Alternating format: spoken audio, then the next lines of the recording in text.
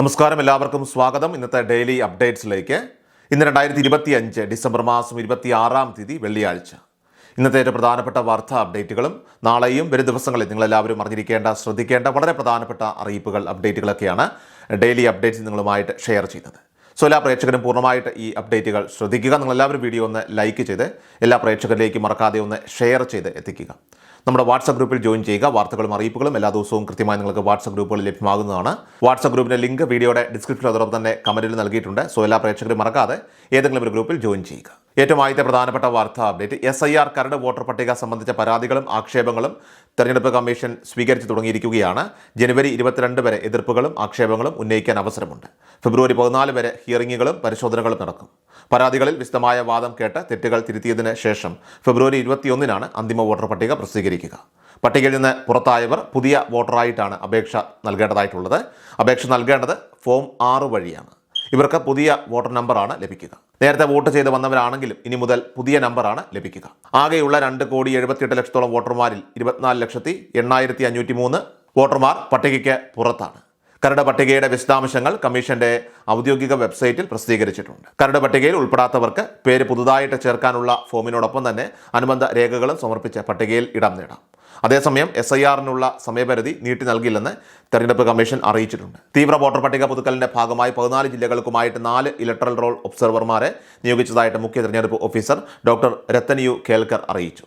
മുതിർന്ന IAS ഉദ്യോഗസ്ഥരെയാണ് ഇതിനായിട്ട് ഇപ്പോൾ ചുമതലപ്പെടുത്തിയിരിക്കുന്നത്. കോഴിക്കോട്, വയനാട്, കണ്ണൂർ, കാസർഗോഡ് ജില്ലകളുടെ ചുമതല MG രാജമാണിക്യത്തിനും അതോടൊപ്പം തന്നെ തൃശൂർ, പാലക്കാട്, മലപ്പുറം ജില്ലകൾ K ബിജുവിനും, കോട്ടയം, ഇടുക്കി, എറണാകുളം ജില്ലകളൊക്കെ ടിങ്കു ബിസ്വാളിനും, അതോടൊപ്പം തന്നെ തിരുവനന്തപുരം, കൊല്ലം, പത്തനംതിട്ട, ആലപ്പുഴ ജില്ലകൾ ഡോക്ടർ K വാസുകിക്കുമാണ് ഇപ്പോൾ നൽകിയിരിക്കുന്നത്. 3 ഘട്ടങ്ങളിലായിട്ട് ഒബ്സർവർമാർ ജില്ലകൾ സന്ദർശിക്കുന്നതായിരിക്കും.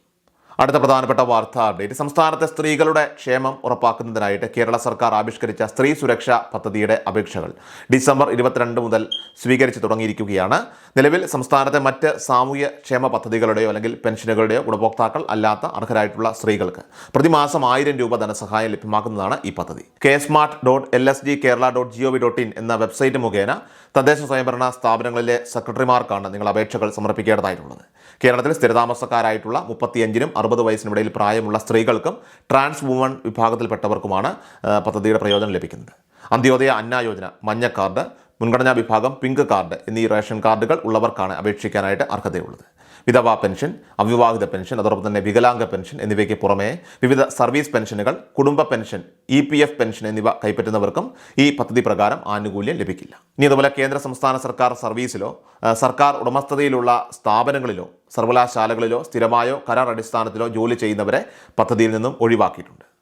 അടുത്ത പ്രധാനപ്പെട്ട വാർത്താ അപ്ഡേറ്റ്, സംസ്ഥാനത്തെ നേറ്റിവിറ്റി സർട്ടിഫിക്കറ്റിന് പകരം ഇനി ഫോട്ടോ പതിച്ച സ്ഥിരം നേറ്റിവിറ്റി കാർഡ്. കഴിഞ്ഞ ദിവസം ചേർന്ന മന്ത്രിസഭാ യോഗത്തിലാണ് ഇത് സംബന്ധിച്ച തീരുമാനമെടുത്തത്.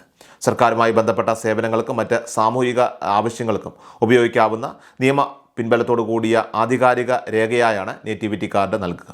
ഒരു വ്യക്തിയുടെ ജനനവും ദീർഘകാല താമസവും തെളിയിക്കുന്ന രേഖയാണ് നേറ്റിവിറ്റി സർട്ടിഫിക്കറ്റ്. എന്നാൽ അത് നിയമപ്രാബല്യമുള്ള രേഖയല്ല. നിലവിൽ ഓരോ ആവശ്യങ്ങൾക്കുമായിട്ട് ബന്ധപ്പെട്ട് പല തവണ നേറ്റിവിറ്റി സർട്ടിഫിക്കറ്റ് വാങ്ങേണ്ട സാഹചര്യമുണ്ട്. കാർഡ് വരുന്നതോടെ ഈ പ്രശ്നത്തിന് പരിഹാരമാകും. നേറ്റിവിറ്റി കാർഡിന് നിയമപ്രാബല്യം നൽകുന്നതിനുള്ള നിയമത്തിൻ്റെ കരട് നിയമവകുപ്പുമായിട്ട് കൂടിയാലോചിച്ച് മന്ത്രിസഭയുടെ പരിഗണനയ്ക്ക് സമർപ്പിക്കാൻ റവന്യൂ വകുപ്പിനെ ചുമതലപ്പെടുത്തിയിട്ടുണ്ട്. തഹസിൽദാർമാർക്കാണ് കാർഡ് വിതരണ ചുമതല ഉണ്ടാവുക. അടുത്ത പ്രധാനപ്പെട്ട വാർത്താ അപ്ഡേറ്റ്, സംസ്ഥാനത്ത് സാമൂഹ്യ സുരക്ഷാ ക്ഷേമ പെൻഷൻ കേന്ദ്രവിഹിതമായിട്ടുള്ള ഗഡുവിൻ്റെ വിതരണം ഇപ്പോൾ നടന്നുകൊണ്ടിരിക്കുകയാണ്. കഴിഞ്ഞ ദിവസങ്ങളിൽ കൈകളിലേക്ക് തുക വിതരണം ഏകദേശം പൂർത്തിയായിട്ടുണ്ട്. ബാങ്ക് അക്കൗണ്ടുകളിലേക്കും തുക വിതരണം പൂർത്തിയായിട്ടുണ്ട്. 2000 വീതമുള്ള വിതരണമാണ് ഈ സമയത്ത് നടക്കുന്നത്. 6 ലക്ഷത്തോളം വരുന്ന ഗുണഭോക്താക്കൾക്കെല്ലാം തന്നെ കേന്ദ്രവിഹിതം ആധാറുമായിട്ട് ലിങ്ക് ചെയ്തിട്ടുള്ള അവരുടെ ബാങ്ക് അക്കൗണ്ടിലേക്ക് ഇപ്പോൾ അതിൻ്റെ വിതരണം ആരംഭിച്ചിട്ടുണ്ട്. ഇനി തുക ലഭിക്കാത്തവർക്ക് വളരെ വൈകാതെ തന്നെ തുക ലഭിക്കുന്നതായിരിക്കും. തുക ലഭിച്ചിട്ടുള്ളവർ തീർച്ചയായിട്ടും ഒന്ന് കമൻറ്റ് ബോക്സിൽ അറിയിക്കുക. ക്രിസ്മസ് പുതുവത്സരമൊക്കെ പ്രമാണിച്ചാണ് നേരത്തെ ഇതിൻ്റെ വിതരണം ആക്കിയിട്ടുള്ളത്. ഇനി ഇതേ സാഹചര്യത്തിൽ തന്നെ പെൻഷനിൽ വീണ്ടും ഒരു വർധനവ് ഉൾപ്പെടെയുള്ള കാര്യങ്ങളൊക്കെ തന്നെ ഉണ്ടായിരിക്കുമെന്നാണ് റിപ്പോർട്ട്. സംസ്ഥാന ബജറ്റിലായിരിക്കും ഇത് സംബന്ധിച്ച പ്രഖ്യാപനങ്ങളൊക്കെ തന്നെ ഉണ്ടാവുക. 2026 നിയമസഭാ തെരഞ്ഞെടുപ്പ് കൂടി ഇപ്പോൾ അടുത്ത് വരുന്നത് കൊണ്ട് തന്നെ ഒരുപാട് ആനുകൂല്യങ്ങൾ, അതേപോലെ കുടിശ്ശികയുള്ളതടക്കം തന്നെ വിതരണം ചെയ്യേണ്ടതായിട്ടുണ്ട്. കെട്ടിട നിർമ്മാണ തൊഴിലാളി ക്ഷേമനിധി ബോർഡിലൊക്കെ തന്നെ നിരവധി തുക ഗഡുക്കൾ അത് കുടിശ്ശികയുണ്ട്. അപ്പോൾ അത് ഉൾപ്പെടെ നൽകി തീർക്കേണ്ട സാഹചര്യമുണ്ട്. ഇതിനോടൊപ്പം തന്നെ സർക്കാർ പെൻഡിങ്ങിൽ വെച്ചിട്ടുള്ള വിവിധ പദ്ധതികളുണ്ട്. വിവിധ ആനുകൂല്യങ്ങളുടെയും ജനക്ഷേമ പദ്ധതികളുടെയും ഒക്കെ തന്നെ രജിസ്ട്രേഷൻ ഉൾപ്പെടെയുള്ള കാര്യങ്ങളൊക്കെ തന്നെ വളരെ വൈകാതെ ഇനി ആരംഭിക്കേണ്ടതായിട്ടുണ്ട്. അപ്പോൾ അതെല്ലാം തന്നെ ഈ മാസം തന്നെ ആരംഭിക്കുന്ന രീതിയിൽ, അല്ലെങ്കിൽ അതിൻ്റെ നടപടികൾ ഈ മാസം തന്നെ തുടങ്ങുന്ന രീതിയിലൊക്കെ ആയിരിക്കും ക്രമീകരണങ്ങളൊക്കെ തന്നെ ഇപ്പോൾ ചെയ്യുക. ഏതായാലും പെൻഷൻ വിതരണം ഇപ്പോൾ പൂർണ്ണ തോതിലായിട്ടുണ്ട്. കൂടുതൽ അറിയാനായിട്ട് സേവനയുടെ പെൻഷൻ വെബ്സൈറ്റിൽ നിങ്ങളുടെ സ്റ്റാറ്റസ് കൃത്യമായിട്ട് പരിശോധിക്കുക. 2000 രൂപ ട്രാൻസ്ഫർ ചെയ്തിട്ടുണ്ട് എന്നൊക്കെയുള്ള കാര്യങ്ങൾ അവിടെ നമുക്ക് കാണാൻ സാധിക്കുന്നതായിരിക്കും. ഇനി ആർക്കെങ്കിലുമൊക്കെ ആ തുക ലഭിക്കാനുണ്ടെങ്കിൽ കൃത്യമായിട്ട് നിങ്ങൾ സ്റ്റാറ്റസ് പരിശോധിച്ച് അതിൻ്റെ കാരണം കണ്ടെത്തുക. വേണ്ട പരിഹാരങ്ങൾ, നടപടിക്രമങ്ങളൊക്കെ തന്നെ നിങ്ങളുടെ ഭാഗത്ത് ചെയ്യാനുണ്ടെങ്കിൽ ആ കാര്യങ്ങൾ കൂടി ചെയ്യേണ്ടതാണ്. നിലവിൽ ഇപ്പോൾ 2000 രൂപയിലേക്കാണ് പെൻഷൻ വർദ്ധിപ്പിച്ച് എത്തിച്ചിരിക്കുന്നത്.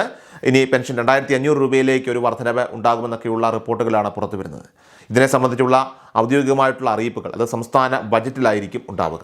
ഏറ്റവും അവസാനമായിട്ട് സംസ്ഥാനത്തെ സ്വർണ്ണവില പരിശോധിച്ചാൽ സംസ്ഥാനത്ത് 1 ലക്ഷം കടന്ന സ്വർണ്ണവില റെക്കോർഡുകൾ ഭേദിച്ചുള്ള കുതിപ്പ് ഇപ്പോൾ തുടരുകയാണ്.